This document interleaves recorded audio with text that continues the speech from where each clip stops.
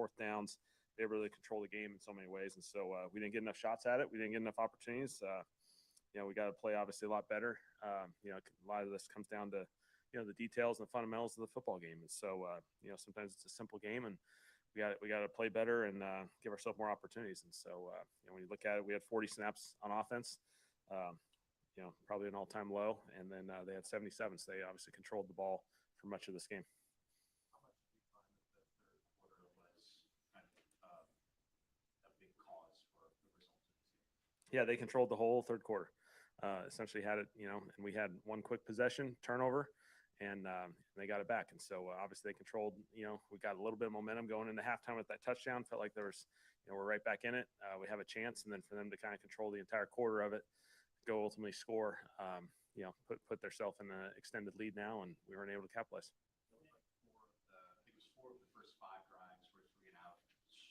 Fast starts have been a big issue for you all so far this season. Why has that continued to be something you struggle with? Yeah, obviously if we have a solution, we haven't found it yet. We got to play better, and I got to give us the best opportunity possible to be successful. We got to just play clean football. We just got to play clean football, execute plays, and put ourselves in position. You only had 40 snaps, 40 offensive snaps. How would you just assess how Tyler did in those 40 snaps? I thought there were some positives that came out of the game from Tyler's perspective. I thought he threw it well, delivered. I thought that 2-minute drive was big-time football before the half. Even at the end, I thought he made a couple really good plays to quickly get us down in the red zone, and weren't able to run the football and get a first down there. I know it kind of follows up to that third quarter, but you felt like because the Rams held the ball so long in that third quarter, that momentum that you had offensively kind of deteriorated at that point. Yeah, I mean, real time it had been 40 minutes by the time we got back. So, obviously we got to do a better job there. And then when we do have our opportunity, we can't fumble the football. So we fumbled it and turned it right back over to them. Yeah, we'll keep an eye on that. Obviously, Jack and Tolly, they had an ankle, and so we'll just see how that goes. Was the decision for Alvin Kamara to see the field a little bit less after the fumble intentional? We're just trying to get things going, and so Alvin's a big part of this thing, and so it was unfortunate we had turnover there. They won the battle 2-0 today. Obviously, a lot of things go into this, but who went into the decision to kick or keep the ball after the toss? Just receiving. Just want to start. Yeah. We got to find a way to start fast, and obviously we're not there. We got to find a way to start fast. Feel some early success in the game. They have a really high success rate when they lead at halftime, and so you got to do everything you can to put yourself in position to be successful early in the game. What were you seeing on that challenge, whether Stafford is down or not? Yeah, just trying to give ourselves an opportunity there. Felt like I obviously didn't see it until after I'd thrown the flag because we're the road team, and so we felt like there was some compelling. It was quick, and so we made a decision to see if we can steal a possession there, which would have been a huge opportunity, early in the third. Do you have someone you consult with on those challenges, or yeah. is it mostly just? No, it's upstairs. Yeah, upstairs. They're obviously looking at it, and we understand there's risk associated with those things too. What was the explanation on that? I think it was play 4 and the ball came out. Cam came up with it, but did they roll him down like that? Yeah, they said he was down. What are some things you hope to build on in terms of how Tyler played today moving forward? Yeah, I thought, I think operationally, I felt like he was very, very calm. He executed at a pretty high level. I thought he handled some adverse situations really well, which is obviously a positive going into these situations. He didn't let those other factors impact his play. I thought, even his turnovers, at least, it was a fourth down. He's trying to give us a shot. Outside of that, I felt like, he was executing the plays. And, I thought there was a great sequence there when he made, a few plays really quickly in the fourth quarter, completion. We got right down the field, and, we just weren't able to run the football there. From your perspective, why was it so difficult today to get Matthew Stafford out with him? Because he was able to kind of put together drives and move that offense. Yeah, they had a really good balanced offense. I thought they were able to, run the football, and pass the football and play in those mixed downs. And so when you look at it, they had a lot of control of the game because of that. They were able to, run the football, create the play action opportunities, play in positive third down situations, and weren't able to get the rush and the obvious passing ones. Was that sequence? I think it was 3 straight plays. You had Taysom lining up at quarterback with Tyler off the field. Was that by design, or was it kind of after that big run to start? Had a package available, anticipated staying with Taysom for a few plays, and we had that available. It's, I felt like Taysom gave us a little bit of something there in the run game, which was a positive, and gave us some positive things out of that. What was the challenge today on the defensive side when it came to the sort of those play action rollouts to the tight end underneath? That seemed like something that came up a few times. Yep, eyes, details and fundamentals. They do a great job of running the football and then marrying the action game off it. And, we got to stick with our assignments and, eyes within that. You obviously have a run fit, but, you got a coverage responsibility as well. And so it's a stressor. It's challenging. There's nothing easy about it, but they had a lot of success because of it.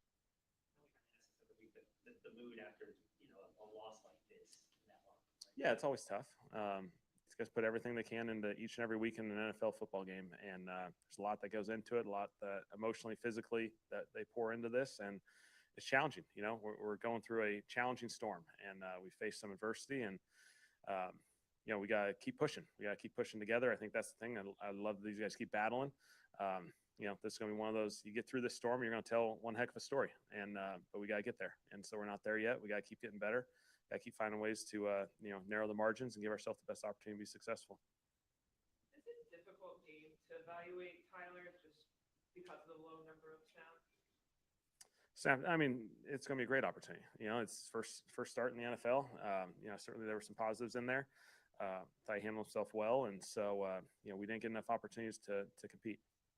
You guys can come in, the Rams did a formidable pass rush. How do you think Tyler handled that? Specifically, some of the movement he showed, being able to get out of the pocket. Thought some of his off-schedule stuff was a positive. I thought he handled himself well, stepped up in the pocket. I think that's always the biggest challenge for young quarterbacks, to step up, not step out and go behind the rush, because that's where these guys are going to chase you down quickly. Thought he had some really good step-ups and kept his eyes downfield. And so certainly that's a really tough pass rush, but I thought he did some good things. All right, thanks, guys.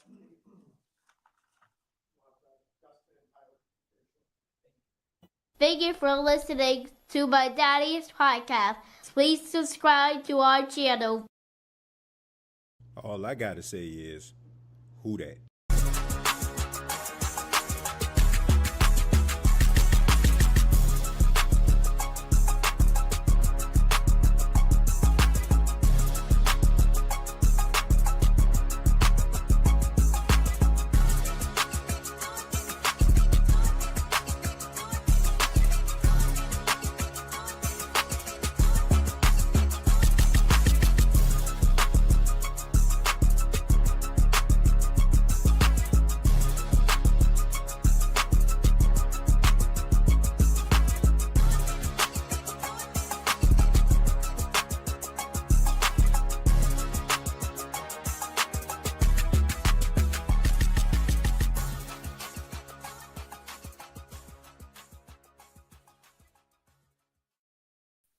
Hey, what's going on, Who Dat Nation? It is yours truly, TJ Jones. And yes, I am the host of the State of the Saints podcast. Thank you all so much for checking out the State of the Saints podcast, where we talk New Orleans Saints. And before we get started, I want to let you all know that the State of the Saints podcast is brought to you by MyBookie. You can place your bets on the MyBookie app. Go to MyBookie and place your bets. There's an option, a buy-in option up to $500.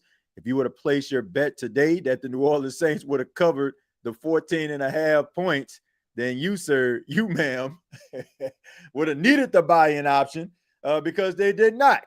All right. So at the end of the day, you can still use MyBookie in order to place your bets. All you have to do is use the promo code SAINTS to take part in that buy-in option. Use that promo code SAINTS. Final score: the New Orleans Saints fall to the Los Angeles Rams by a score of 34-10. And also, there's a new sponsor on this show. It is brought to you by Clorox Sentiva. That's what it's brought to you by. And the reason why it's brought to you by that, ladies and gentlemen, is because that's what I was actually using to clean my house as I was watching the New Orleans Saints game, right? I mean, it is also sponsored by Mr. Clean Lavender Scent, because that's what I was using also to mop my floor, because that's what I was doing as I was watching the New Orleans Saints try to do something I like to call, well, I guess play football. At least they thought that's what it was. This was embarrassing. I mean, I don't need to tell anybody anything they don't already know. This was an embarrassing performance. You look at the time of possession, over 40 minutes for the Rams, 16 minutes for the Saints. The New Orleans Saints, they were just out there, man. They were just out there. Like we used to do something when I was in college. My minor was theater, and I used to, before we get on stage and we'll perform, people ask, man, how you did, how I did, how I do, and we used to say, man, bruh, you was up there, boy, man, you was up there, right? That's what the Saints was. The Saints were just up there. They were up there. Like, okay, let's go ahead and get through this game. Let's go ahead and try to fight. Let's just try to show some grit and some passion or something like that, which I didn't really see. I mean, the defense just got absolutely destroyed. Matthew Stafford did whatever he wanted to do, got it. I mean, the entire secondary got exposed. Alontae Taylor, tough day at the office for him. I mean, he had one good tackle on Kyron Williams. Other than that, I mean, he was out there getting smoked like brisket, burned like a biscuit. And, Kool-Aid McKinstry, despite the fact that I felt like he was trying to battle, I mean, it was just a tough day going up against Puka Nacua. The entire secondary just looked pretty bad. You had a couple guys on the defensive line trying to make plays, Chase Young, Jonah Williams. They had a sack, but at the end of the day, the Saints could not match up and measure up to the Rams. And I'm not going to be long tonight, folks. I got some more cleaning I got to do. I'm going to go ahead and try to get back to it. But in the meantime, I'm going to go ahead and answer some of these questions and also give perspective about the game. Number one, I know a lot of people want to talk about Tyler Shough.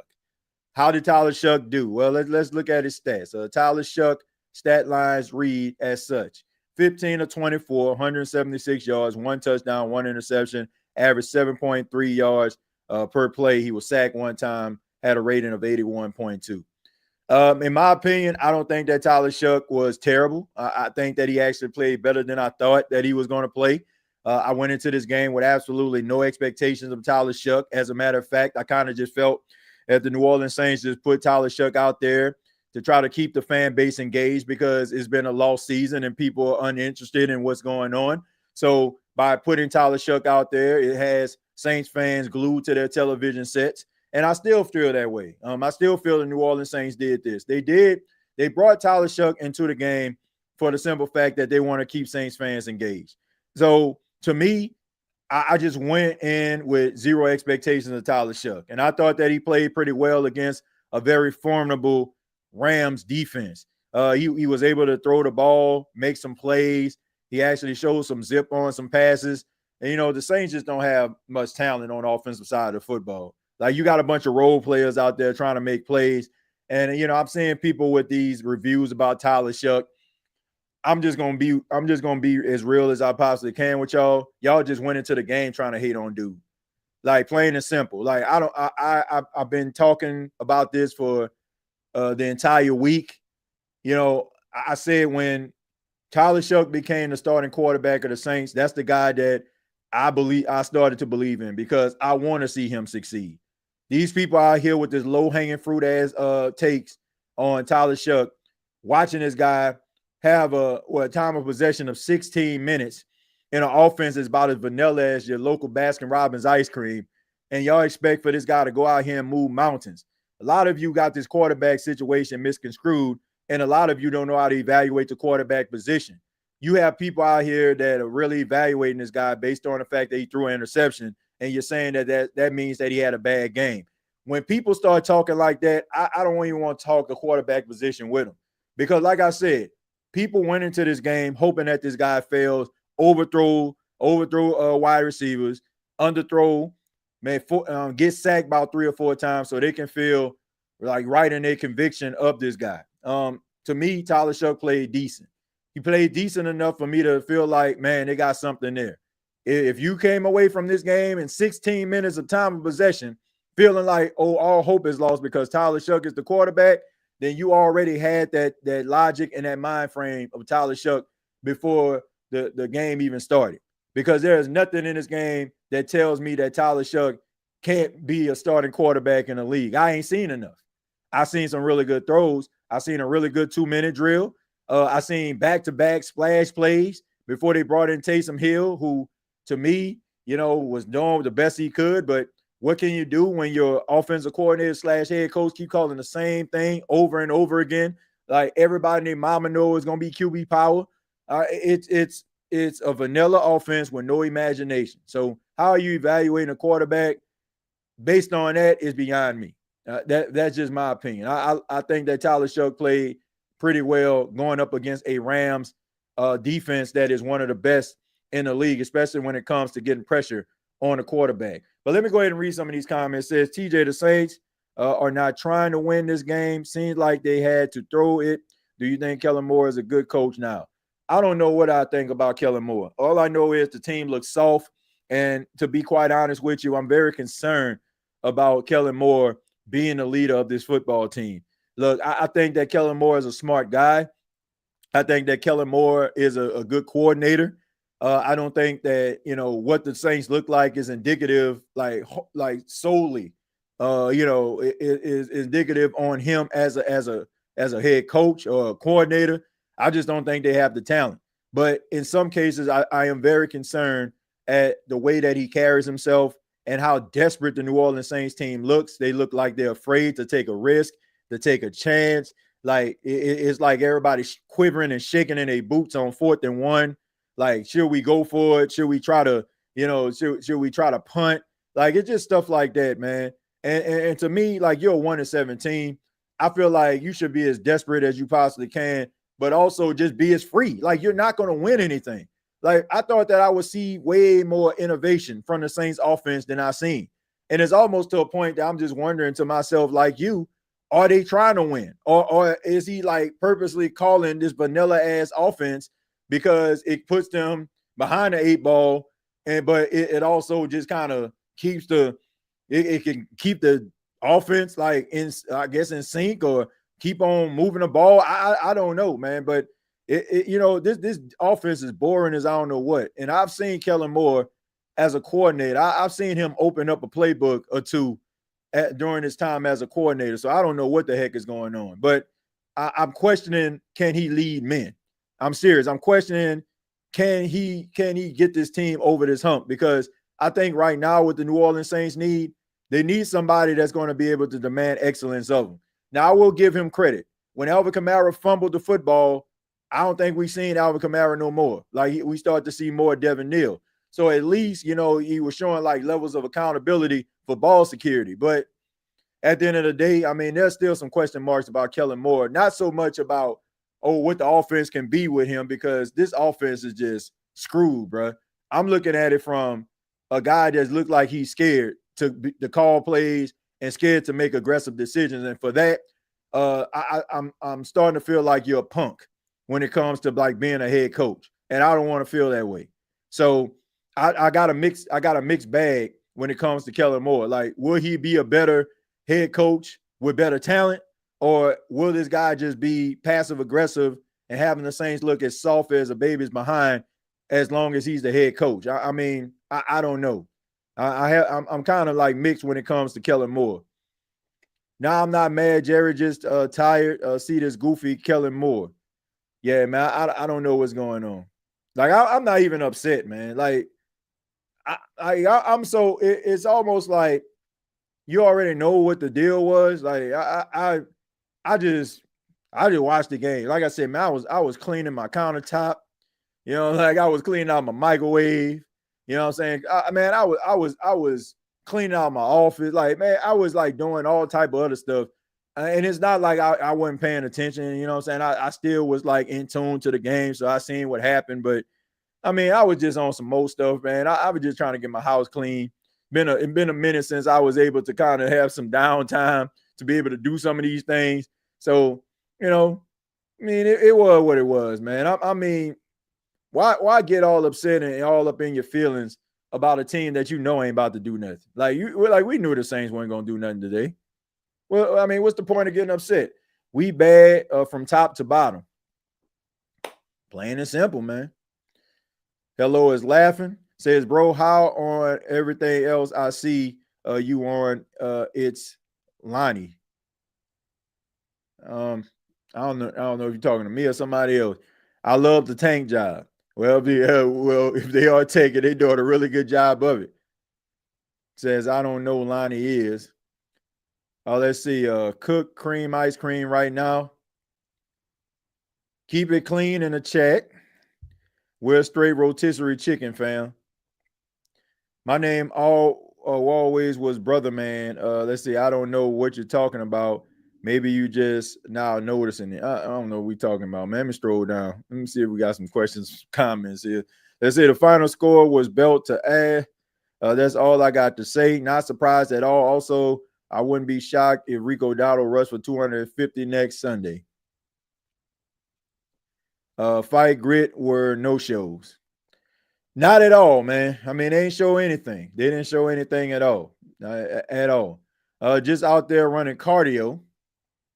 3 touchdowns and 200 yards in the first half.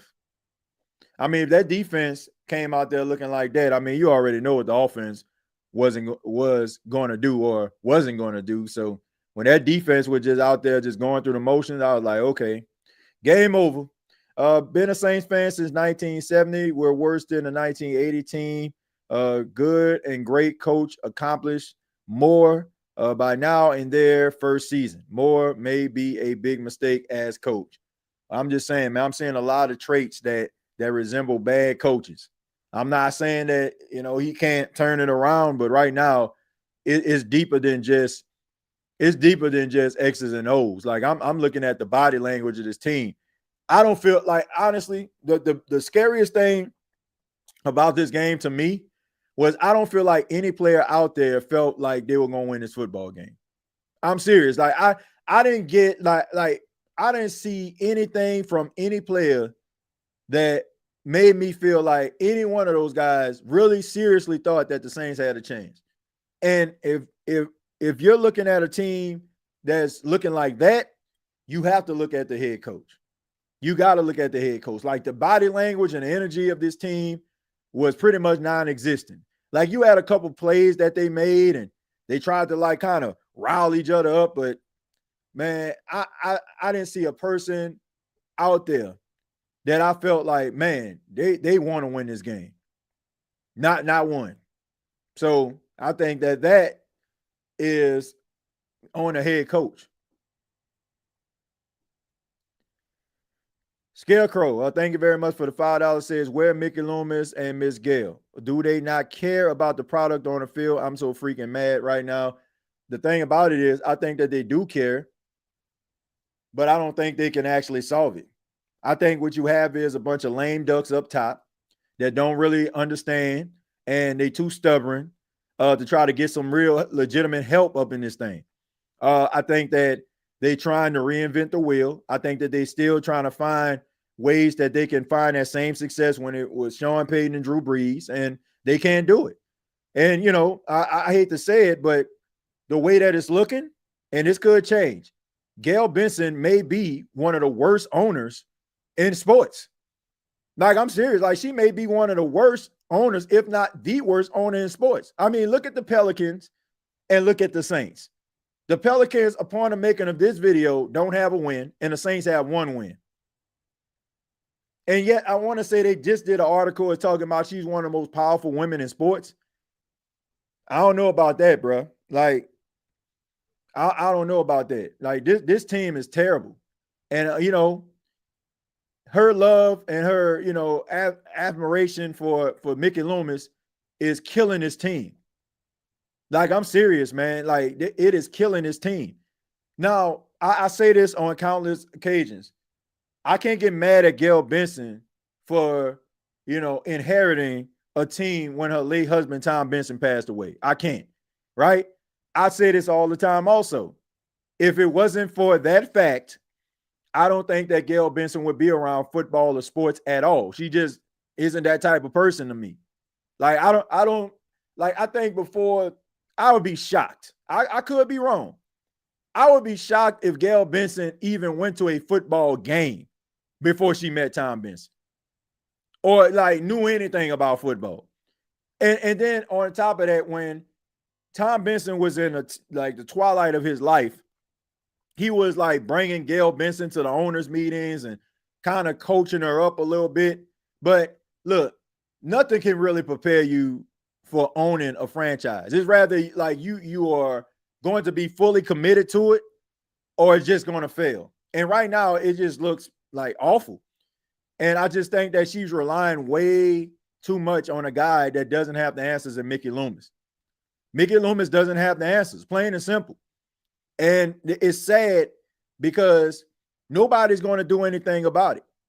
Nobody's going to do anything about it because Mickey Loomis is too stubborn to really accept defeat and realize that, man, I'm over my head here. Maybe we just need some young blood up in here, and I just need to go upstairs and kind of just control the controllables, what's going on up here, and get somebody in here in a GM role and get some other guys that are around him to be able to build this team the way that it needs to be built in order for them to be formidable and competitive. Like right now, it just seems like Gail Benson don't know what the hell she's doing, and she's relying on a guy that's supposed to know what he's doing in Mickey Loomis. And her relationship and love for Mickey Loomis is basically clouding her judgment from really doing the actual thing that you need to do in order to press forward, which is telling him to step down or firing him from his position, which she won't do. Like I'm looking at Mickey Loomis making a statement at the end of one of these seasons, basically saying he's going to step down and be a part of the succession plan of hiring the next general manager. And with that, I just feel like it's going to be the same old song and dance because Mickey Loomis is going to hire somebody with the same type of mind frame he got, and the Saints are going to be pretty much in the same situation. Like, I don't know how you can get out of this. I don't. Like, everybody looking for, like, next year, but we look at the New Orleans Saints, and we know that we look at these players, they don't give you the production that you see from these other teams in the National Football League, what they may have at certain skill positions, and Mickey Loomis will still pay a guy like he done did something. Like Chris Olave today, in a situation where you got a young quarterback coming in who is getting he got his first start, and this is a moment for your number one receiver to step up. He had 3 catches for 57 yards. That's what Chris Olave had today. And you know what? Nobody's thinking about trading Chris Olave. Nobody is thinking about anything. They up here talking about a contract extension. For what? What has Chris Olave done to garner a contract extension for us to even be having this conversation? He's not a number one guy. So if you're talking about a contract extension, it better be for like number 2 wide receiver, number 3 wide receiver money, because he hasn't done anything. But the New Orleans Saints will keep him around. Why? Because he's overcome adversity with concussions, right? I mean, I'm just keeping it 100. This is the type of mind frame that this organization has. And this is the reason why we're going to continue to be miserable as a fan base.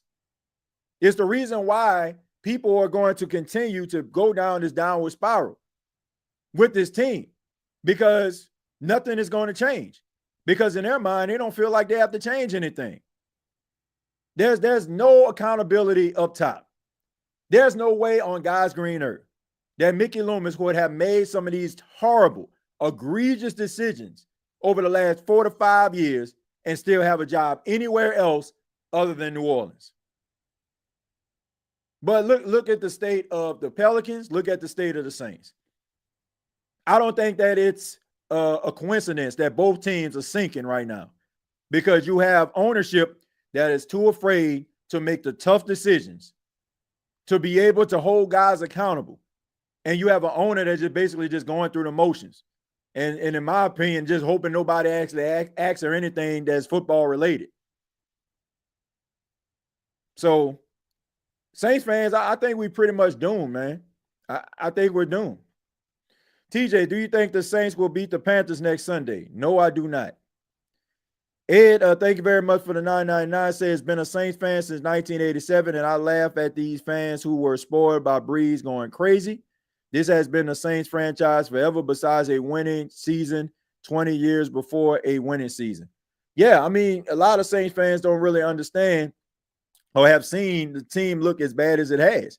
As a matter of fact, I don't think anybody from a record perspective, this is the worst they've been. The Saints, this is the worst start in franchise history, if I'm not mistaken. 1-8. This has been the worst start for the New Orleans Saints in franchise history. So what does that tell you? It tells you, number one, the New Orleans Saints got the worst general manager in football. And I don't care what anybody says. If you're protecting Mickey Loomis at this point, like you're an enabler, I'm going to say that. And I'm not going to stutter when I say it.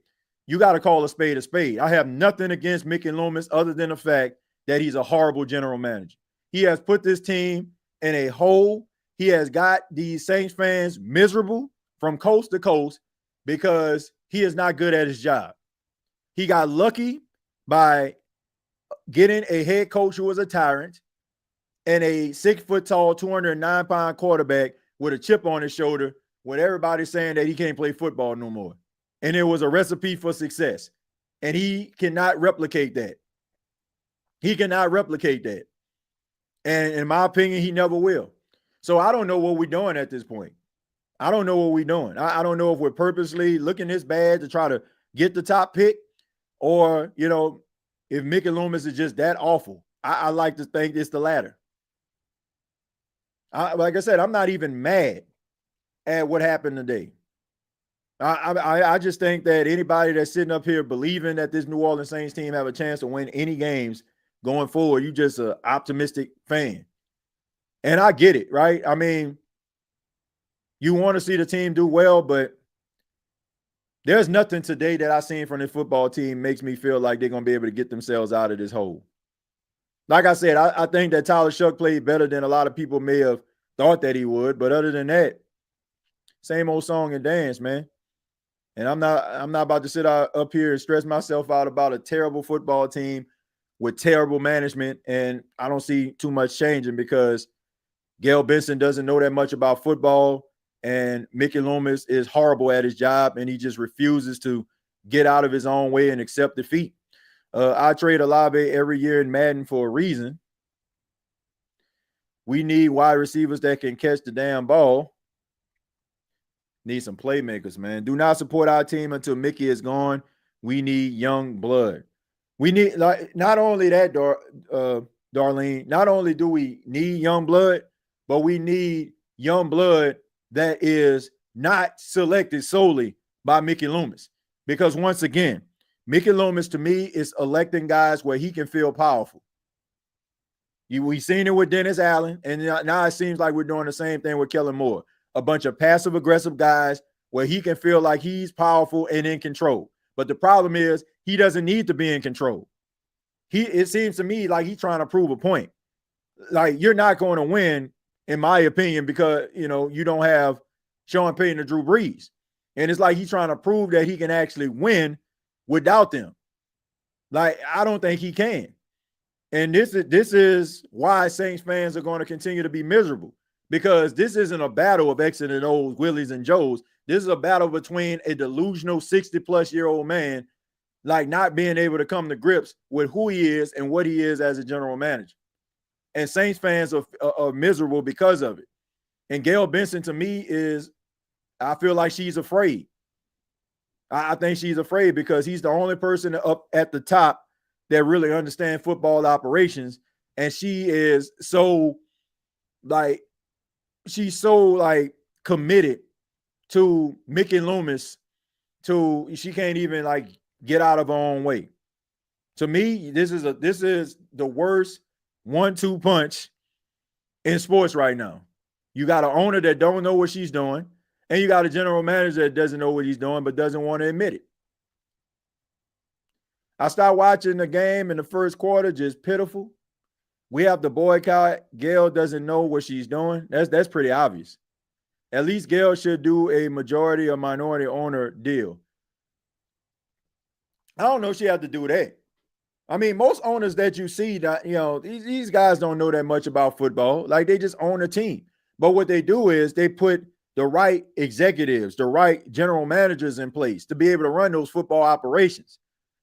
This lovey-dovey relationship that they have in the front office is the reason why the Saints are in this predicament, because of her love for Mickey Loomis. Like, I mean, I don't know. I could be wrong, but I'm watching the NFL draft, and they show the Saints war room after they select Tyler Shough. And, they select Tyler Shough, they get off the phone, everybody clapping, and then she just goes over to Mickey Loomis and kisses him on the cheek. Like, what are we doing? Right? Like, I'm not saying, like, there's nothing wrong with them having a relationship. But at the end of the day, that type of relationship to me clouds your judgment about what you need to do going forward. And that's the problem with the New Orleans Saints. Too buddy. Too let's just go ahead and figure it out. Oh, we had a down year. We're going to get it right. Like, you're not. No, you're not. You're not going to get it right because you're not very good at your job. I mean, I know people came here to talk about football and talk about the game, but what is there to talk about? I mean, seriously, what is there to talk about? Like, what were the bright spots in this game? What can you sit up here and just say, man, you know what? That player did this right here. Like, I'm optimistic about what they can actually do in the future. I mean, this game was just on. It was just on. Like, it was just on, folks. Like, I'm not trying to lie to kick it. It was just on. Like I told you, man, I was cleaning up. Like, I was cleaning up my house. I was vacuuming the floor. I was, mopping, washing down the countertops. Like, that's what I was doing watching this game because there was nothing really interesting going on. There was a couple plays I can just say, okay, man, all right, But at the end of the day, like, what did they actually do? They only had the ball for 16 minutes. They had what? About 4 3-and-outs? I'm going to tell you, the Saints won the toss, elected to receive, and went 3-and-out. So you basically said, okay, man, we got to get ahead of the curve. We got our best 15 plays here. We're going to get the ball first. We're going to try to set the tone. 3-and-out. I mean, the game plan itself was terrible. You can tell, like, whatever they thought the Rams was going to do, they did not do. So that's on the coaches on both sides, defensively and offensively. Like, they got exposed, they got outcoached, and that is the issue that I'm having with this coaching staff. They're getting outcoached every single week. They're getting outcoached by the most mediocre coaches. They're getting outcoached by the creme de la creme of coaches. So there's no in between with this. So I'm just wondering, like, is this going to continue? Like, or, like I said, they realize they came to the conclusion, oh, man, we're going to be bad this season.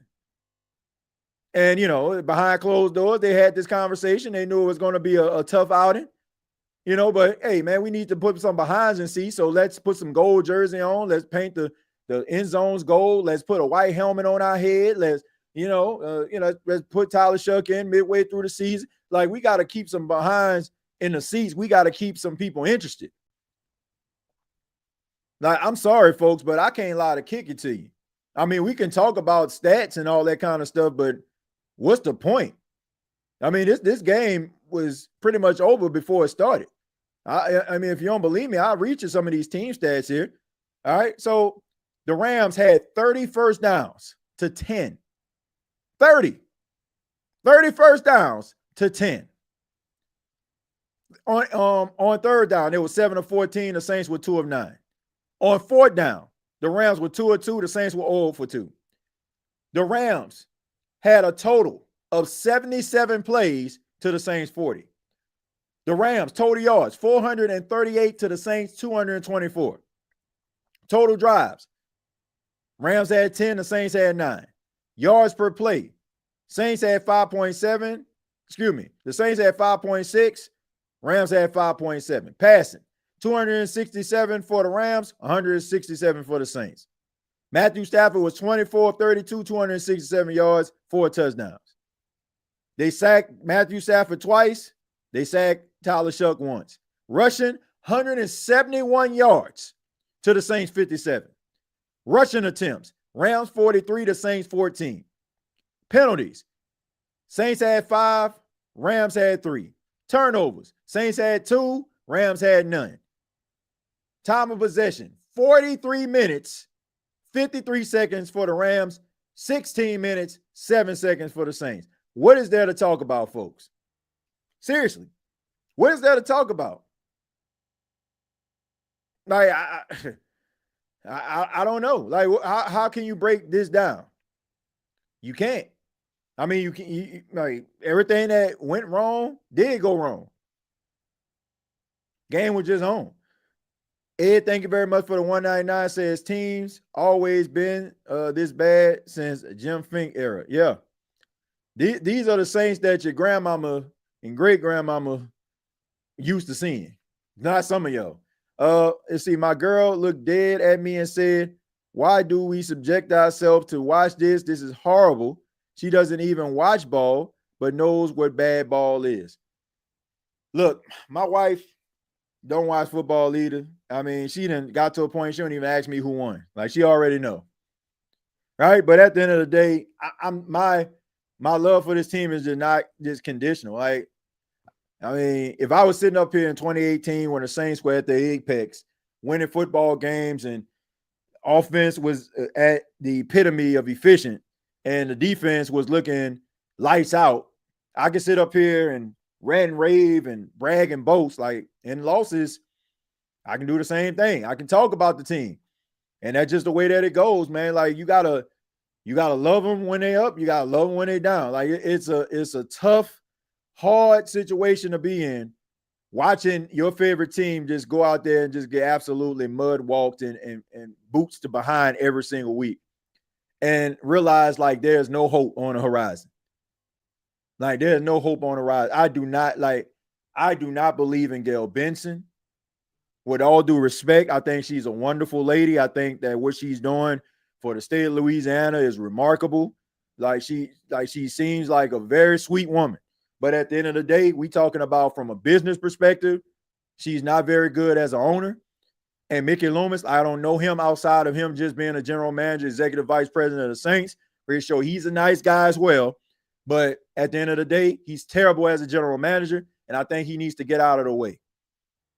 And I think until the New Orleans Saints ownership that involves Dennis Lauscher and Gail Benson have a conversation outside of Mickey, or bring Mickey into a room and say, "Mickey, we need to go in a different direction. We see that you tried. We appreciate your efforts, but we're going to try to go in a different direction.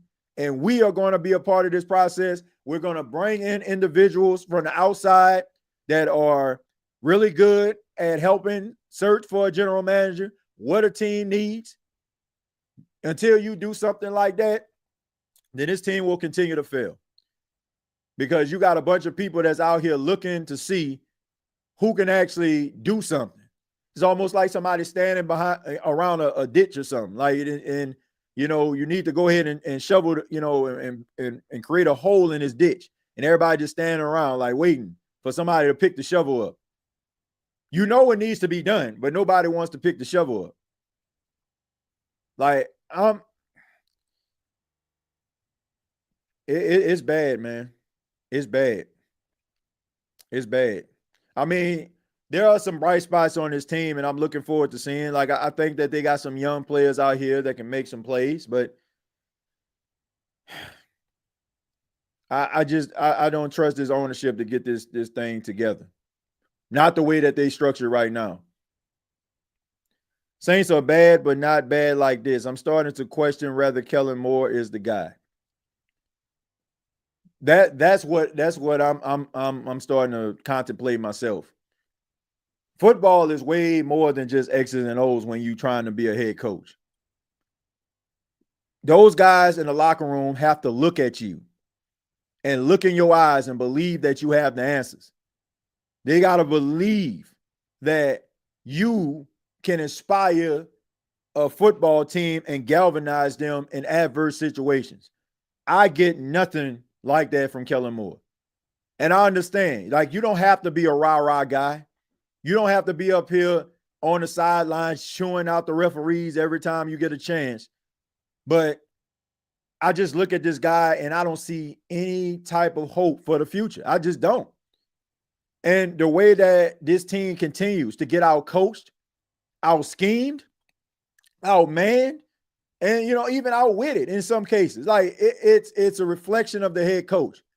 See, I can give you a pass when it comes to the talent, but in certain situations, when I'm seeing you tuck your tail between your legs, or you waiting way too long to make a decision, or making sorry ass decisions like that challenge, like I don't know what you were thinking. I don't know, like it's way too many people that probably, man, just throw the flag. Like you can easily see that Matthew Stafford still had possession. You can easily see it. But like I said, when you got so many people, man, should we do it? Should we do it? Like, that's on you. And that's the type of stuff that concerns me about Kellen Moore. Not his ability to be able to, like, call an offense. I just don't think the Saints have the talent for him to, like, effectively call the offense and be able to generate the results he seeks. But when it comes down to it, when it comes to, like, him leading men, that's why I question him. And that's the biggest trait that you need to have as a head coach. I don't look in that guy's eyes and feel like he has the answers. I look at a guy that's just going through the motions and trying to figure it out on the fly. And like I said, the Saints look desperate as I don't know what. Like, they look desperate out there. Like, it's almost like, like, man, let's just go ahead and just throw this against the wall, hope that it stick. Like, we ain't run this play in a while. In some cases, I mean, like I said, the offense is just as vanilla as I don't know what. Everybody knew on that 4th and 1, Taysom Hill was going to run up the middle. Everybody. So I'm questioning this guy's leadership. I don't question his football acumen. I don't question him as a coordinator. I don't question him as a play caller. But what I do question him as is a leader of men. If we end up firing Kellen Moore after 1 year, who can we realistically go get to replace him? That's not happening. And I don't even know why we riling ourselves up for this, man. Like, we know this football team. We know it. We know these higher ups. They don't work like that. Kellen Moore is not getting fired. Kellen Moore is not getting fired. Plain and simple. He's not. Because I'm pretty sure behind closed doors, they probably already told Kellen, look, we know that this year is going to be a wash. We know that we've had some contract issues, some salary cap issues. We're going to just go ahead and take this year as a developmental year, try to get back to the black and be more competitive in 2026. So they're not judging Kellen Moore based on this year, no matter how awful they look. So let's go ahead and get that out of our minds right now. Like, trying to set yourself up, getting your mouth all set for a Kellen Moore firing, like, you just wasting your time. It's not happening. The best thing that you can do is hope that the New Orleans Saints do what needs to be done, which is, I don't know, make a statement with Mickey Loomis, like, however you want to dress it up. I don't care. Like, you can make this formidable, like, like press conference, and you can write a letter. Whatever you need to do to get this dude to step down, that is what you need to do. And bring in somebody that does not have ties to the organization, that you can judge accordingly by wins and losses, mistakes and faux pas, and not looking at him like, oh, I just love him. He's such a great guy. Every time I see him, he shakes my hand and gives me really good eye contacts. He squeezes me so tight. He gives me one of those family hugs. Who cares?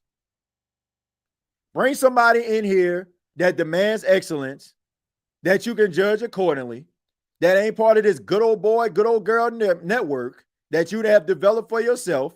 As Jeff Duncan and Matt Moscona kindly say, a bunch of made men who are made in the shade, and it just doesn't really matter what the state of the Saints look like. They still going to have a job at the end of the day.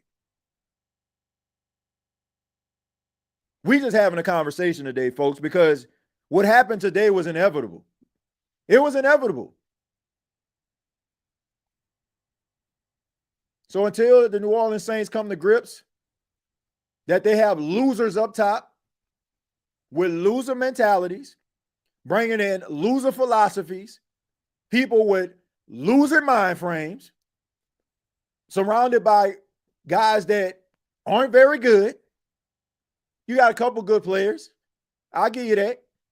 But for the most part, let's just keep it a buck. If but the majority of these guys, if they weren't playing for the Saints, are they starting on somebody's team? Seriously. Who is starting on somebody's team? Let's go ahead and just take a look. Is Tyler Shough starting at quarterback on somebody's team? Is Alvin will be starting on somebody's team? Will Rashid Shaheed be a number 2 wide receiver on somebody else's team? Will Chris Olave be a number 1 on somebody else's team? Would Jawan Johnson be a number 1 tight end on somebody else's team? Would Trevor Penning be a starting guard on somebody else's team? Would Cesar Ruiz be a starting right guard on somebody else's team? Would Jonah Williams be out there? Would Nate Shepard be out there? Like, let's keep it a buck. Like, who is out here? Like, man, if he went to somebody else's team, I know he'll be starting.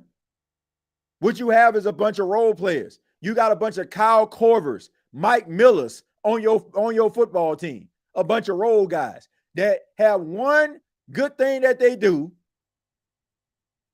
and yet we're trying to make them multifaceted, and they're not. And you're doing this because you have a general manager who messed up the checkbook. He screwed up the money. So right now, you trying to make syrup sandwiches. That is what you're doing because your icebox is empty. So you trying to make a meal out of something. You trying to make syrup sandwiches. You trying to make rice with butter because that's all you got. Right? I mean, you trying to make a stew right now. That's what the New Orleans Saints are doing. Why? Because your refrigerator is empty. You open the refrigerator, you see a light bulb and I don't know, some baking soda in the back of it. And I don't know, some margarine butter around here. That's what you have. You trying to make a meal out of that.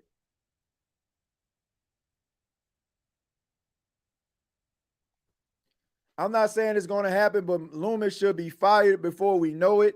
Ain't happening, but more getting fired before Loomis would be done. Kellen Moore isn't going anywhere. There's no way. Kellen Moore would not have accepted this job if he knew that based on the way that this team is structured, the salary cap issues that they face, there's no way in this world he would have agreed to accept this job. So, like I said, this first year is just a wash. Kellen Moore is coming back as the head coach. So, like, trying to get yourself all riled up and talk about Kellen Moore ain't the answer, this, that, and the third, it's irrelevant. He will be back. He will be back. Loomis kept kicking a can down the road. A bunch of specialists. Pretty much, Kane Arthur. Pretty much a bunch of specialists. But a bunch of guys that are good at one particular thing.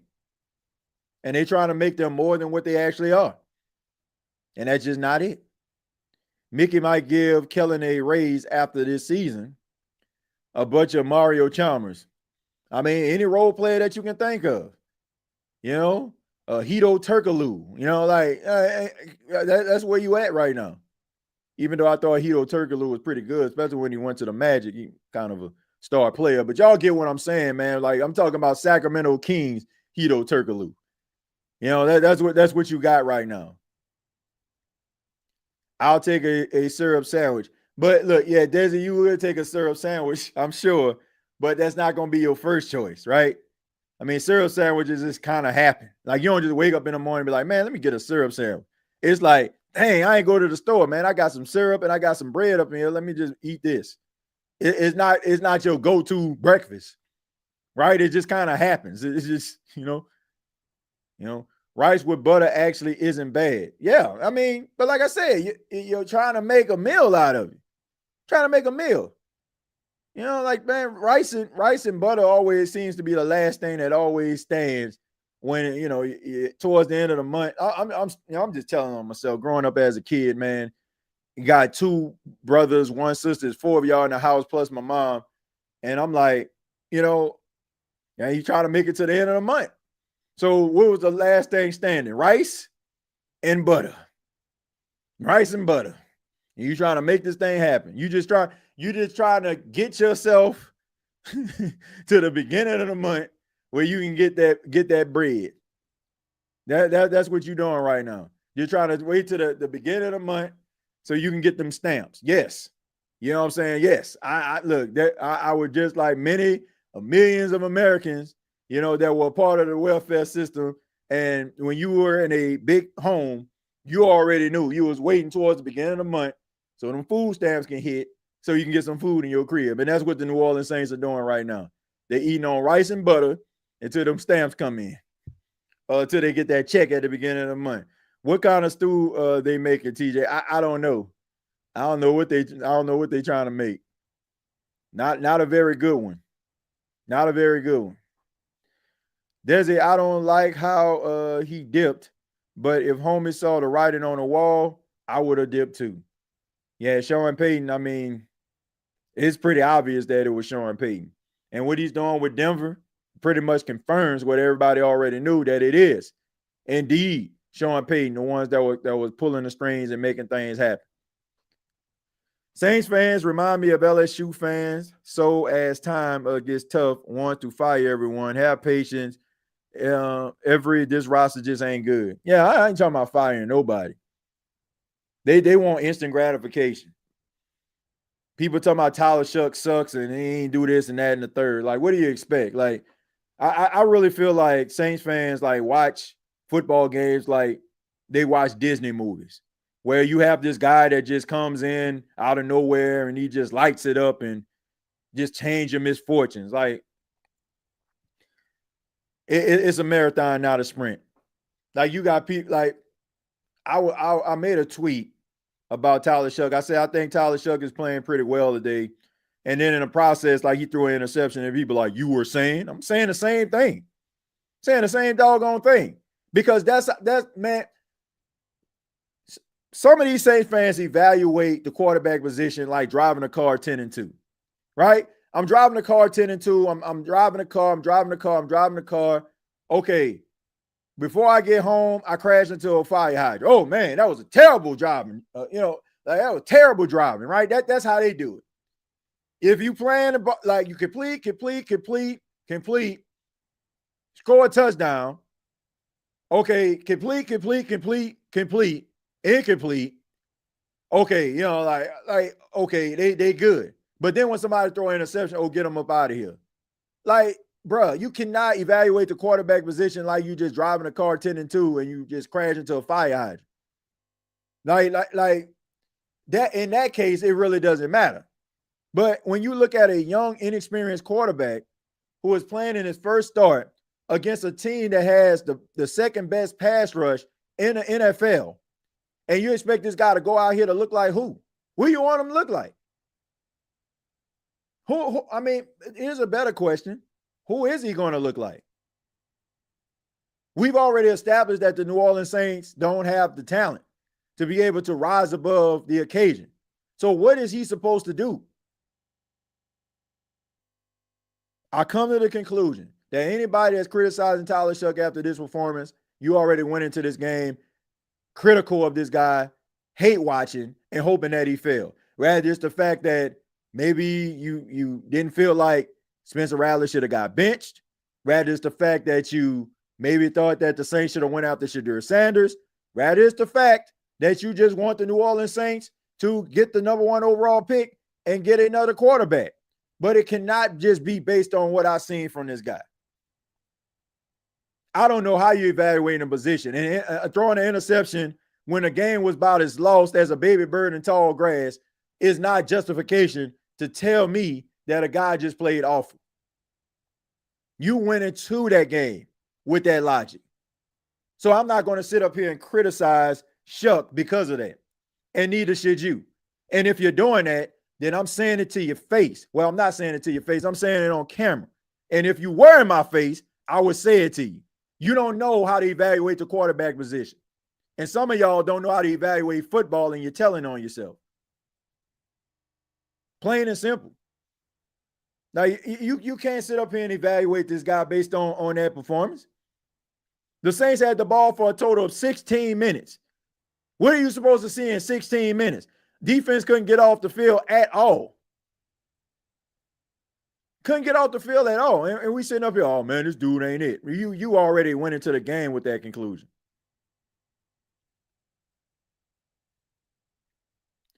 Yeah, neither of the quarterbacks are the problem.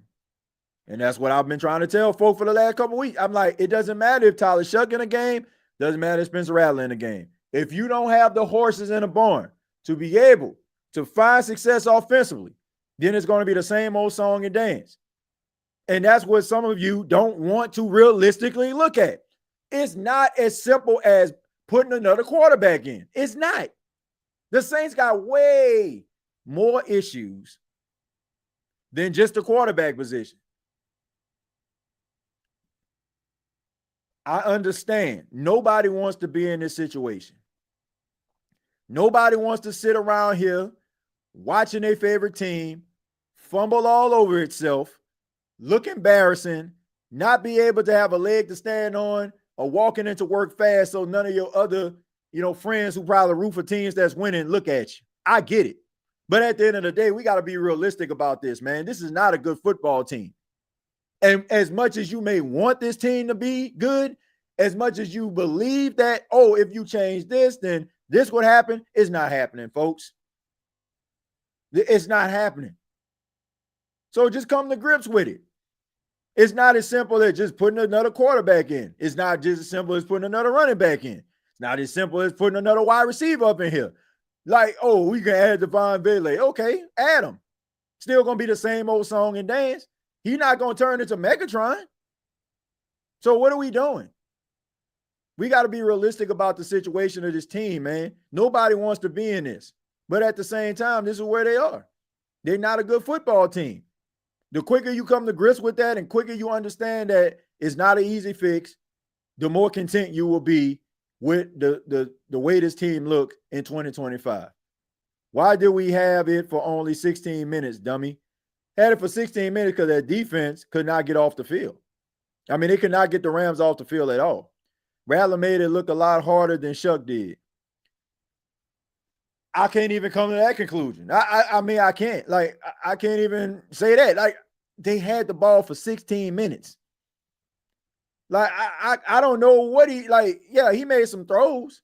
He made some really good throws. I will say that. Like, he made some NFL caliber throws in the game. But I'm not I didn't go into the game evaluating Tyler Shough based on a Spencer Rattler performance because they're two different quarterbacks. Like, if we're going to evaluate a guy, let's evaluate him. Let's fully evaluate him. No, like, I'm not looking at Tyler Shough like, man, Spencer Rattler did this. I'm not. What can this guy do to help this team in the future? When Spencer Rattler was out there, what can Spencer Rattler do to make this team better in the future? That's all I care about. This whole comparison between these two quarterbacks, I can care less. Because at the end of the day, as it stands right now, neither one of these guys will be a starting quarterback on anybody's team right now. Plain and simple. They will go to in any other situation, the New Orleans Saints would have got a veteran quarterback, and these two guys would have been quarterbacks in waiting. And let's see where they at in 2026. And let's see, okay, if we sign a veteran quarterback to a one-year deal, let's just say if these two quarterbacks take a step forward, let's see if they can compete in 2026. But right now, no. Because they both have some growing that they need to do at the quarterback position. So I'm not evaluating based on what? Based on who? Man, I'm over this house divided crap that people own. Look, I like Spencer Rattler. I like Tyler Shough. I like both quarterbacks, and I hope that they both find success. But this house divided crap needs to stop. The Saints are 1-8. That's the reality. Plain and simple. I'm not looking no further than that. When the Saints decided that Tyler Shough was their quarterback, I'm looking at the qualities that Tyler Shough possessed that can help him possibly be a starting quarterback for the New Orleans Saints? Is he getting better? Is he making the throws? Does he look like an NFL caliber quarterback?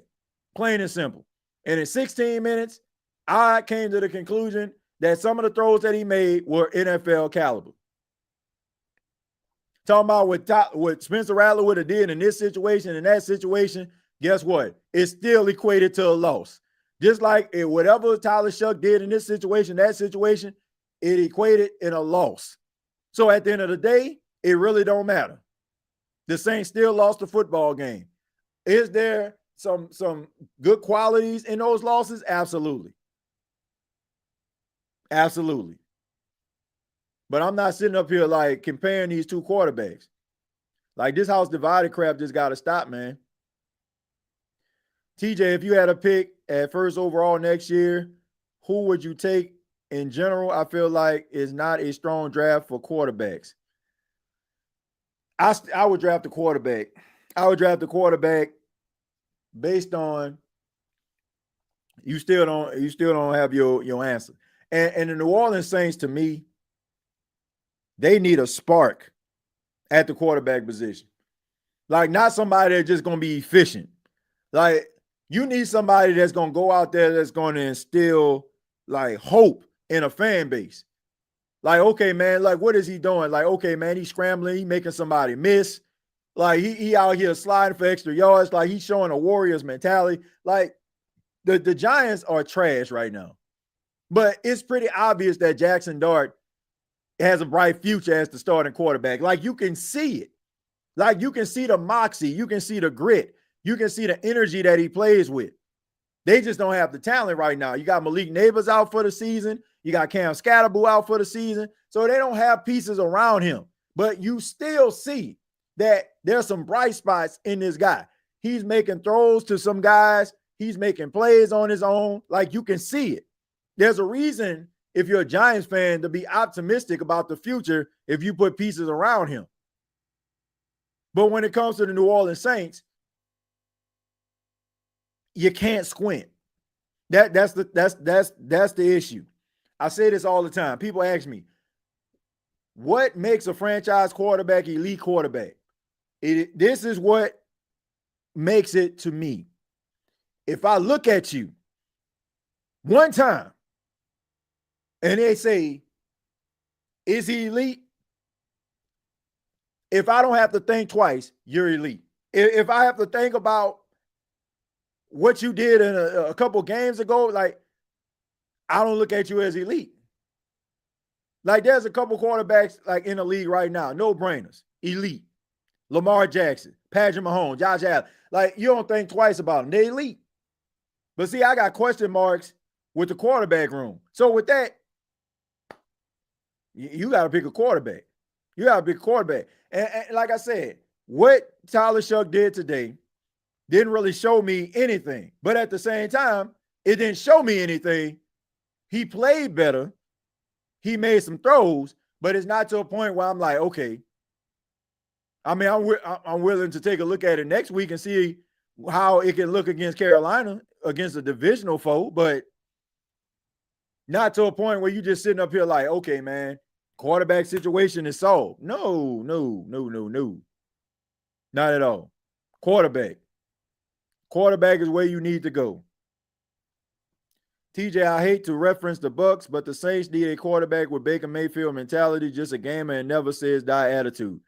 That's what I'm saying. You need a quarterback like Dante Moore. You need a quarterback like Lenore Sellers. Like, you need somebody that's going to go out there and that's going to electrify the fan base, that's going to be able to make their own plays, make things happen, and not just like time on task. Like, that's what you're going to need. You need somebody like that that's going to be out there wheeling and dealing and instilling hope inside the fan base and going out there making things happen. Like right now, the New Orleans Saints have time on task quarterbacks. Like, okay, when he comes out his break, throw him the football. Okay, this 10 and in, go ahead and throw him. Like that. That's what they own right now. It's two guys that's basically trying to hit all the right notes so they can go out here and be on American Idol next week. That's what it is. Like, I gotta sing this song perfectly. I can't I can't sing it with a raspy throat. I can't not hit the high notes. That is how these quarterbacks are playing. They're playing uptight and they playing for next week. Like I don't see gunslinger. I don't see. I just see a bunch. I see two guys that are just trying to keep a job. I don't want that. Like I look, stay true to who you are. People make fun of like Jameis Winston all the time. They talk about Jameis Winston throwing interceptions, whatever, yada yada yada. But one thing you can say about Jameis Winston, he gonna stay true to himself. He gonna sling that thing down the field. He gonna trust his wide receiver, no matter if they're as mediocre as a C plus. He gonna go out there and wheel and deal and play his game. And it may end up being a 5 touchdown performance. It might be a 3 interception performance, but he stays true to himself. And right now, you just have you have American Idol contestants trying to sing all the right notes so I can maintain my stay in Hollywood and try to get there to the very end. That is what you have with the New Orleans Saints. No dog, no dog mentality right now. Dogs have been muzzled. Go out there and just do your best.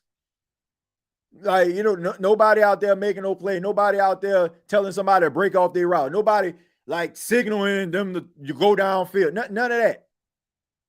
None of that. Like nobody putting their head down, lowering the shoulder. Like none of that. None of that. Time on task. 1, 2, 3, throw. 1, 2, 3, 4, 5, throw. Like 1, 2, 3, check down. Like that's what you on right now. The Saints need a spark at the quarterback position.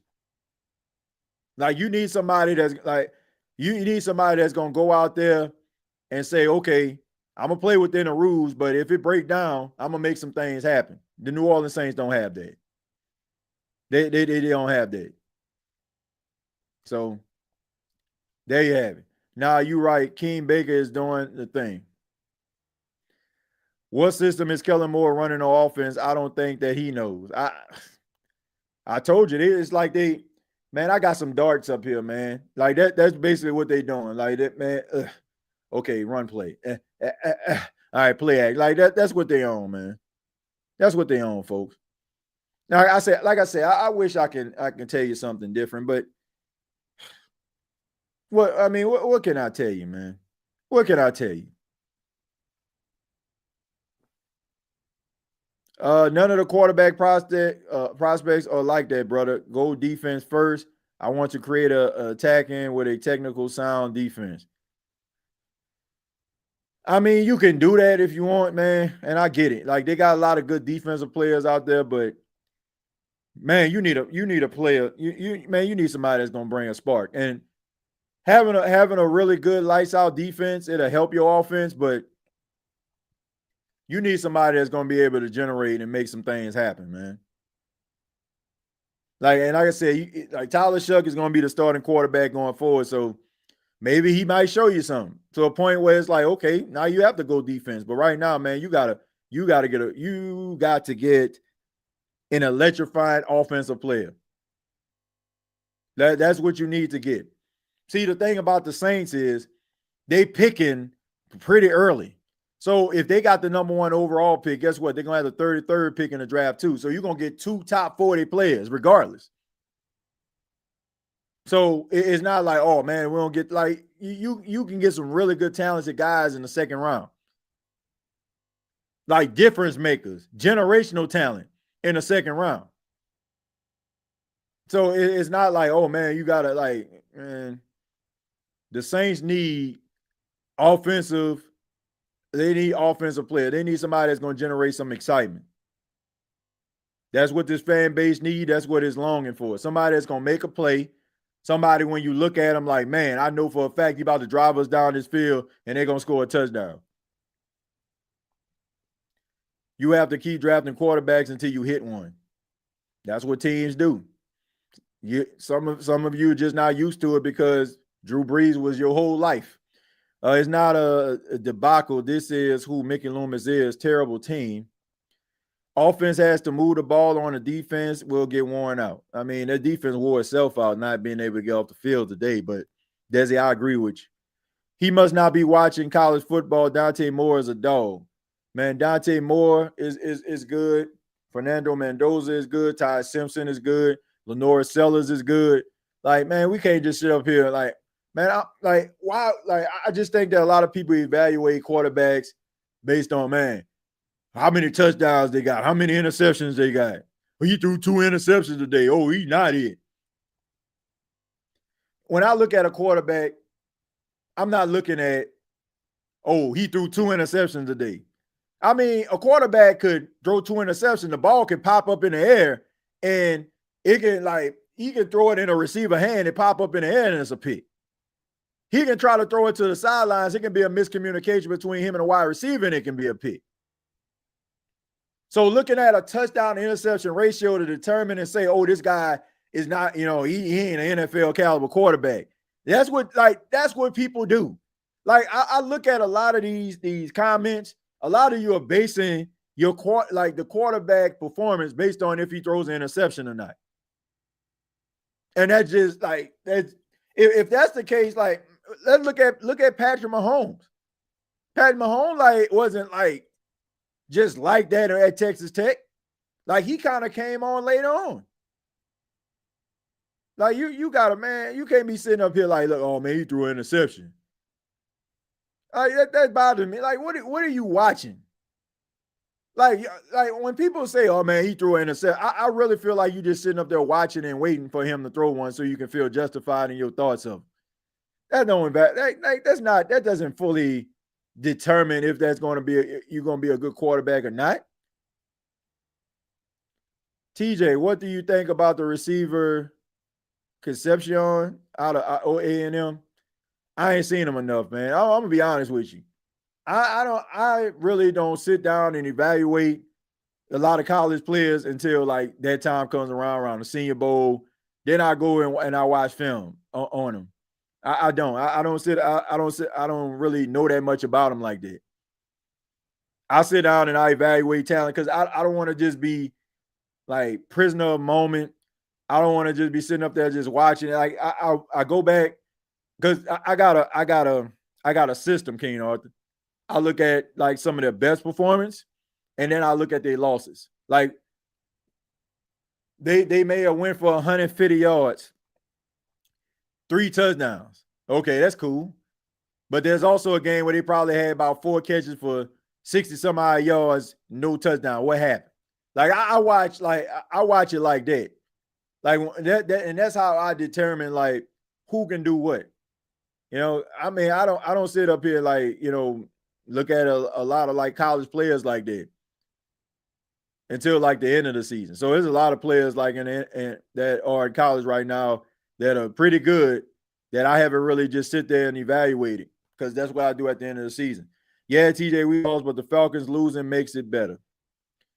Yeah, man. I mean, and they lost in a very Falcon way. I mean, Drake London had a monster game. He had 3 touchdowns. They couldn't do nothing with him. And then Parker Romo just shanks a field goal and they lose by 1 point. I mean, that's the most Falcon way to lose that you can find right there.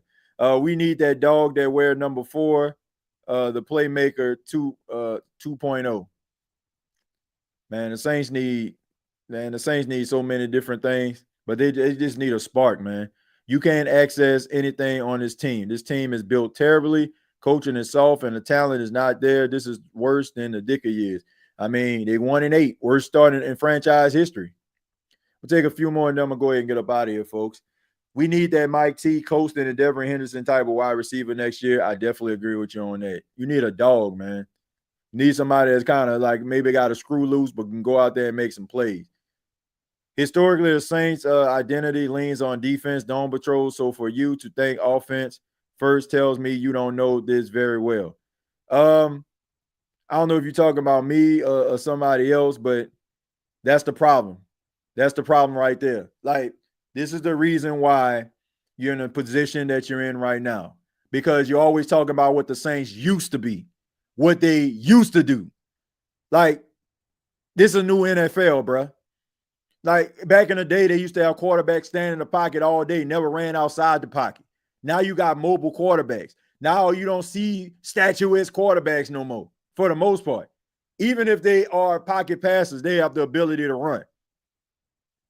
Like we talk about what they used to do. Like that's the problem. We trying to dig into the crates, just like Mickey Loomis, trying to dig into the crates and trying to replicate what we used to be.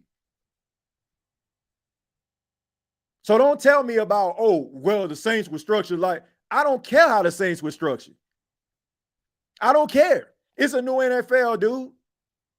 It's about revenue. It's about putting behinds in seats, and it's all about generating excitement offensively. Why do you think that the NFL caters so many different rules towards the offense? Because they realize that people want to see offense. There was a game today between the Cincinnati Bengals and the Chicago Bears. They set offense back about 20 years. But you know what? They said that was the most exciting game of the weekend. Why? Because they put up points. I score, you score. People want to see excitement. People want to feel like when they watching a football game, they want to see the ball move down the field. That's the reason why they want you to kick the ball into the zone now, or they're going to put you at the 40. Come on, man. Like, what are we talking about here? I don't care what the Saints used to be. That's the problem. That's the problem with some of you Saints fans. Y'all want the team to be strong. Man, when they had success, who cares? I don't care. Like, I don't care how this team is structured as far as the success, as long as they have it. But reality, you need people that are offensively driven to generate some excitement from their fan base. Plain and simple. Like, what are we talking about here? Like, what are we talking about? Man, please, I guarantee you. I don't know if you were talking about me or not. Put my knowledge up and my skill set and my abilities to be able to dissect football over yours. And I guarantee you're going to feel like you came up short. Don't get it misconstrued, dude. I've been doing this since 2018, but I've been a Saints fan since I was 4. And don't let this nice looking face fool you. I'm almost 40.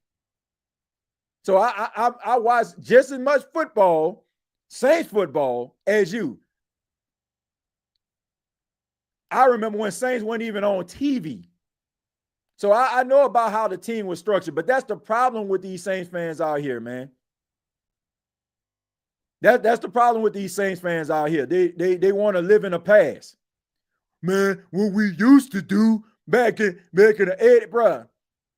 Back in the 80s, they can take somebody's head off, right? You going across the middle. Can they do that today? No. So shut up. Wouldn't be surprised if we ended up trading Olave and Shaheed. It's a coincidence that the Saints and Pelicans are almost identical organizations. TJ said, stay in your lane. Man, please. I'm tired of these folks. Man, what they used to be. Like, that's the problem. How you, like, that, and that's hypocrisy of the highest order. How you going to sit up here and criticize Mickey Loomis for digging in the crates? Man, it was Sean Payton and Drew Brees. It wasn't him. And then don't turn around and talk about what the Saints used to be. That's the problem. And that's the problem with some of y'all out here. Y'all wanted the Saints to do what they used to do. Same old tradition. Y'all king on tradition. Like, I don't care. I don't care what Sean Payton and Drew Brees and Sean Payton legacy was their legacy. That's what it was. I'm not looking for the next Sean Payton and Drew Brees. I'm looking for a coach and quarterback that can bring some stability, some winning, and some positive energy to this organization. I ain't trying to reinvent Ricky Jackson, Von Johnson, Pat Swilling, and Sam Hill. Like that was a great moment in time. But guess what? That's dead. And we need to stop sitting up here trying to replicate and reinvent the wheel. Some of y'all still got that same, guy standing outside the liquor store type mentality. Man, what to do with that? We at today. Still looking for him. Like, man, I'm looking for change. How you going to be able to modernize this offense? How you going to be able to get some dogs on defense? But people is tired of watching paint dry, watching this football team. That's the problem. I guarantee you. I guarantee you, dude. And look, I'm saying, look, I'm not even that type of person, but I guarantee you, put your knowledge up against the Saints versus mine. I don't care how long you've been watching it. You might be able to talk about some, you know what I'm saying, some Jim Fink type stuff, but guess what? Let's talk about these X's and O's, Willis and some Joes. Let's talk about overall football, not just what the Saints and what other teams are doing around the National Football League from our years past to the present. And I guarantee you're going to be sitting up here looking about as sad in the face as you possibly can, talking about the Dome Patrol. Dome Patrol, like, man, Dome Patrol, boy, about almost 30-some odd years, and you still up here talking about what the Dome Patrol did. I want to see a touchdown for our team, what the Dome Patrol did. Like, come on, man. The Dome Patrol had a good defense and didn't win nothing. What did they win? Tell me that. Because the last time I checked, the New Orleans Saints didn't win a playoff game to 2000. So all those good defenses that they had, they couldn't move the football. So how did that work out? Because I can remember, the Dome Patrol was great, but it didn't help them against the Eagles when Reggie White came to town and he was going upside Bobby Abell's head. Did it? Did it help? But they won a lot of games though, right? Come on, man. What are we doing? This bad days was when Tom was around. He was guilty too of having mediocre, but Gail just let mediocre fly all over. She should have just fired Willie the minute they hired him. Man, look here. Tom Benson was cheap. It wasn't until the end of his life, like towards the twilight of his life, where he started to open up that checkbook. Because I think we all can remember. Y'all remember when the Saints had Leroy Glover, Joe Johnson, Norman Hand, Salmon Knight. Y'all remember when they had that defense? And he didn't want to pay Joe Johnson and Leroy Glover when they had double-digit sacks? He didn't want to pay Salmon Knight, so Salmon Knight went to the Kansas City Chiefs. He was cheap. God rest his soul, but it's true. He was cheap. And it wasn't until like the twilight of his career where I feel like he was more like he realized, and came to grips with his immortality or lack of immortality. The fact is, that's when he decided to be the humanitarian. That's when he decided to like give money to Canton. That's the reason why his name is on the field in Canton right now. But for the most part, man, Tom Benson was cheap. Cheap. Y'all know I ain't lying. Now OG Saints fans out there, now that's something that we know that is true. Exactly, TJ. Dome Patrol didn't do nothing, but it was a nice, PR. Like, no, I ain't gonna say they didn't do anything. They had the best linebacker core. A lot of people say in NFL history. But what I'm saying is, how did that help you in the playoffs? How did that help you then? Like, you had a great defense, but you couldn't move the football. So how's that going to help you? You got to be, look, you can have a good defense, but if you ain't got no good offense, well, bro, Myles Garrett had 5 sacks last week. 5. And the Browns still lost because they couldn't move the football. So what, like, getting a monster defensive player who can give you these many sacks, but you can't move the football. You ain't got no skill players, no playmakers on the other side of football. But you sacking folk. Okay. Man, get some talent on the offensive side of football. And that's where your priority needs to be at the beginning. And I'm pretty much done with it. I read an article that said, hey, the fans pushing for the league to step in for the Pels. They need something, man. Them guys want out because they weren't the Dome Patrol, G. They were mid. Notice they aren't name worthy right now. Show some respect on the Dome Patrol. You tripping out. Like, look, the Dome Patrol, they definitely deserve it. Like, if you go to like the NFL top 10 greatest linebacker groups of all time, they number 1. And they still stand as number 1. But at the same time, you need offense, is what I'm saying. I'm just saying, like, you need offense. That didn't help you. That didn't help you in the playoffs. And that's the reason why Jim Mora never won a playoff game. Great defensive-minded coach, but defense only can get you so far. It can probably win you some football games. It can keep you in the game, but eventually you're going to have a quarterback, running back, somebody to make a play to win the game. And if you don't have that, then guess what? I don't care what type of defense you got. You can have the 85 Bears, you can have the 2000 Ravens, you can have the Legion of Boom. It don't matter who you got. If you can't move the football, guess what? You're going to be right there in the same state that you've been in. And that's what I don't want the Saints to be. Go offense. The league is going to step in and take the pills. That's what's going to happen, unfortunately. Well, I don't know if they're going to take the pills or somebody probably going to get them some new ownership or something. That boy Torrey Horton looking good for Seattle. I had him on my mock last year. Yeah, man. I mentioned that on a tweet. Somebody like he got drafted by Seattle. I'm like, oh, snap. Yeah, Torrey Horton is good. He was good at Colorado State. But, man, my final thoughts are simple. It is what it is at this point. Saints 1-8. Don't see anything changing. Next game, they play against the Carolina Panthers, and then they have their bye week. And, you know, maybe the New Orleans Saints can have a better showing against Carolina, who upset the Green Bay Packers today, by the way. But, I mean, they kind of up and down, so they'll look like, you know, a formidable team one week, and then they'll take a step back the next. So they trying to figure it out too. Looking at this defense, Justin Reed led the team with 13 tackles. DeBario Davis also had 13 tackles. Alontae Taylor with 8. Ernest Sinker with 8. Danny Stutzman with 8. Kool-Aid McKinstry with 7. Devon Godshaw with 6. Chris Rump with 5.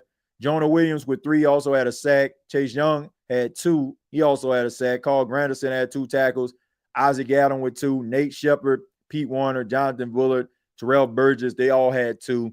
And then you have Rashid Shaheed, Cameron Jordan, Zach Wood, Jordan Howden all had 1 tackle. So that's your defense. Long story short, on to Cincinnati, ladies and gentlemen. On to Cincinnati. This is not a good football team. I don't expect too many wins in the future. Saints are what they are. I like what I saw out of Tyler Shough. I thought he made some really good throws. They just don't have no talent. They just don't have – I don't want to say they don't have no talent. They just don't have enough talent to be able to rise above this situation. So, got a few games left, man, before we're out of our misery, and then we can move on to 2026, and, you know, we can kind of gear up and get to the Senior Bowl, get to the Combine, and get to some of the pro days to try to see if we can actually rectify what actually happened this year. But the cavalry ain't coming, ladies and gentlemen. Drew Brees ain't walking through that door, and neither is Sean Payton. So, ladies and gentlemen, this is where you are in 2025. The Saints at 1-8, their worst start in franchise history. I'm pretty sure I can confidently say that, but I don't think I ever seen a New Orleans Saints start 1-8, even in a Dicker era. So here we are. But thank you all so much for checking out the State of the Saints podcast. I ask that you hit the like button no matter what platform that you're watching this on. I ask that you hit the like button. Previous episodes available on YouTube. Also, you can check out the State of the NFL. You can also check out NFC South Roundtable every Tuesday night at 7 p.m. I'm also on Bleacher Report every single day. You can download the Bleacher Report app. You'll be able to check out some of the Saints content that I put out each and every day.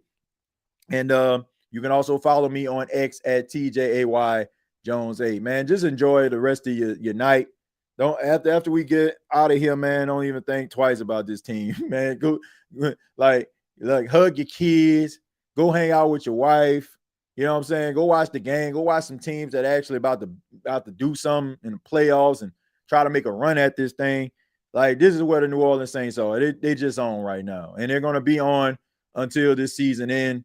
And, you know, just take it for what it is, folks, and hope for better days. Till next time, all I got to say is, who dat? Thank you for listening to my daddy's podcast. Please subscribe to our channel. All I got to say is, who dat?